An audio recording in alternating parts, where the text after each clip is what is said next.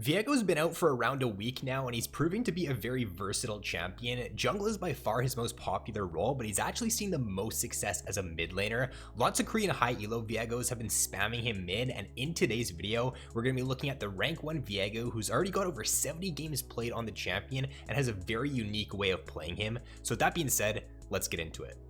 So let's first begin by taking a look at what room pages you'd be wanting to run. Fleet is what he's taking against ranged matchups, going up against picks like Orianna or Lux. In his previous games, he's taking the Fleet, and this just gives you the added sustain for early on in the laning phase. He's also pairing that up with the teleport to just allow himself to have a much better early game and hit his mid game spike a lot easier. And then Conquer is by far the most popular rune right now on Viego, and it's really strong for him. If you're in easier matchups, if you're going up against like other melee mid lane champions, this is where Conquer is going to be the best for you. And then as for secondary runes, the Taste of Blood with the Ravenous Hunter is what he's taking regardless of if he's going for Conquer or Fleet Footwork. You can swap out Taste of Blood for the sudden impact if you are in a really easy matchup, if you're super confident, but most games, Taste of Blood and Ravenous Hunter is going to be the go-to. So early laning phase with mid lane Viego, he's got really good zone potential with his Q level 1. So you're going to notice here going up against the Fizz, he's just zoning Fizz level 1 away from the wave. And if Fizz does try to move up, then he'll just walk forward and get some free poke off with Q. So when you are in those melee matchups, you do actually have the potential to just really zone the enemy level 1 and get some really free trades off. First couple levels with Viego against ranged champions, you really want to do your best to just sit back, farm with your Q, and play for the level 3. If you end up getting chunked out prior to level 3, then you don't really have the ability now to play aggressively and look for an all-in. Level 3 is to when you do hit your really nice spike, you got all your abilities, your all-in threat is pretty strong, and you can, if the enemy is pushed up to your tower, you have some really good potential to just chase them down the lane and all-in them. So just make sure you're not getting poked out the first couple levels there. Play it safe. Hit level 3, then be aggressive. Now keep in mind that your Q can be used as an auto attack reset, so when you're trading early on in the laning phase, if you can auto Q auto at level 1 there, then that's going to maximize your damage output. If you're unfamiliar with Viego's kit, whenever he uses an ability on an opponent, he's going to then gain extra damage on his next auto attack, so you really want to make sure that you're weaving in those auto attacks in between your abilities. The standard trading pattern you'd be looking to use early on with Viego is E first, use W, hit the stun, auto attack, Q, auto attack. A lot of the time when you use your E with Viego, the enemy is going to expect that you're trying to go onto them or that your jungler's ganking for you and you're looking to engage. So something you can do early on in the laning phase to relieve pressure for yourself is you can just throw your E down when you're looking to go in for last hits, or if you need to secure a cannon or something, or there's a couple minions that you need to go in last hit, just throw your E down there to make it a lot easier for you to pick up those minions without taking any harass. It can also be used as a great zone tool for when the enemy is looking to go in for last hits. So if the enemy wants to try to secure a cannon, you can move up, use your camouflage to try to zone them away from that cannon, and if they do walk in and try to go for the last hit, then you can look to be aggressive and go for a trade on them. Viego's W allows him to perform very well into skill shot oriented mid laners. The W provides him with the dash there. He doesn't always have to use it just right onto his opponent for the stun. He can use it to dodge skill shots. So you're going to notice in the background gameplay there, going up against the Fizz, he tries to all in, he tries to ult. Viego uses W to dodge out on the ultimate and then ends up turning on him moments later and ends up outplaying and picking up the kill. A little minor thing this Viego player does when walking back to lane is he just uses his E to give him that movement speed so he gets back to lane faster. So make sure you're doing this. It's not going to be game changing or anything, but there's no reason for you not to use this in your games. Viego's E is also a great roaming tool for early on in the game. It does provide you with the move speed, so when you're walking down the river, you can throw down your E and you can just get from mid down to bot lane very, very fast.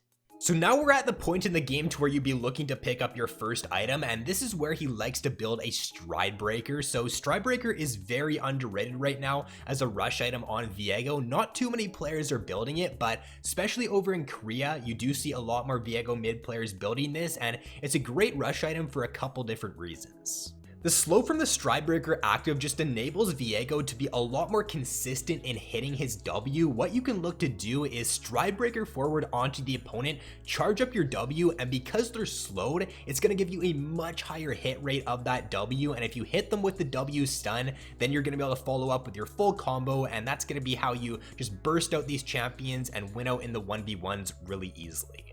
And then even just using the active as a dash to dodge out on skill shots, you've got your W dash, you also have the dash from Stride Breaker, so it just gives you way more outplay potential, and if you're up against skill shot oriented champions, it's a really great pickup.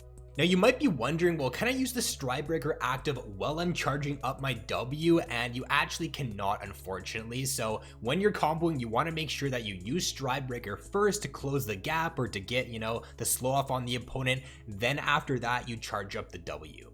Now this isn't to say that builds like Gorge Ranker and Blade the Ruined King or Trinity Force Blade the Ruined King is pretty popular right now, even like Kraken Slayer Blade the Ruined King. There's so many different builds you can go right now on your Viego, but this Stride Breaker is just a really unique and new twist to the champion we're not seeing very often.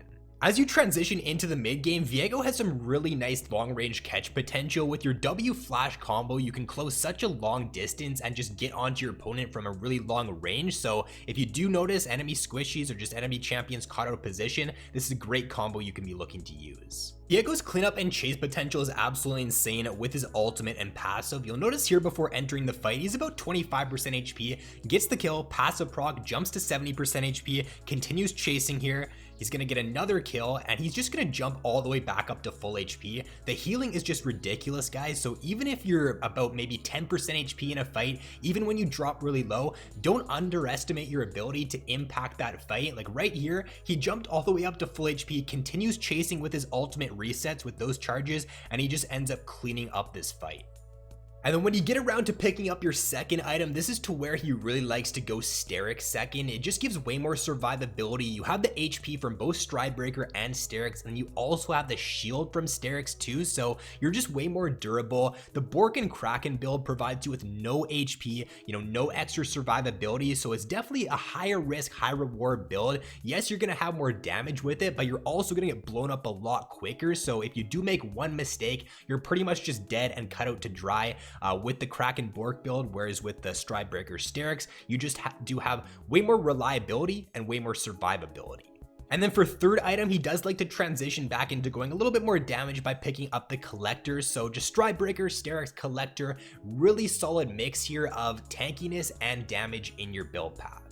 Looking for flank plays in the mid to late game is where you're going to be at your best on Viego. The camouflage you have with your E allows you to get in behind your opponent. They're not going to be able to see you in that camouflage. You charge up your W, you try to hit it on a high priority target, and if you can get that W hit off, get the stun, your team can follow up, you can assassinate that target, it becomes a 5v4, and then you can just very easily clean up the rest of the fight.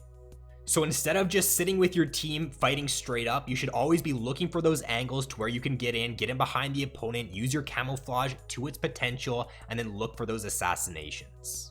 Alright, so that is going to be all for the video, guys. That is how the rank 1 Viego is playing him so far after his release. If you guys did enjoy this video, then be sure to drop a like and subscribe if you have yet to already. So thanks for watching, have an awesome day, and I will see you in my next video.